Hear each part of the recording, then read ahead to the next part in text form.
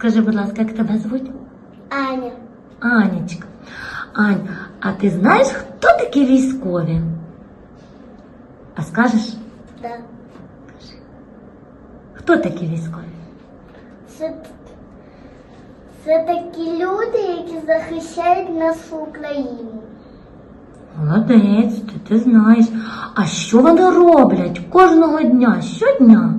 Захищають нас від поганих людей і дронів. Отак.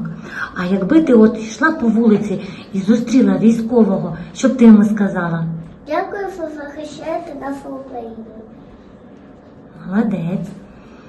А військовими можуть бути тільки чоловіки чи й жінки? От дівчатка можуть бути військовими? Мусить А що вони будуть робити?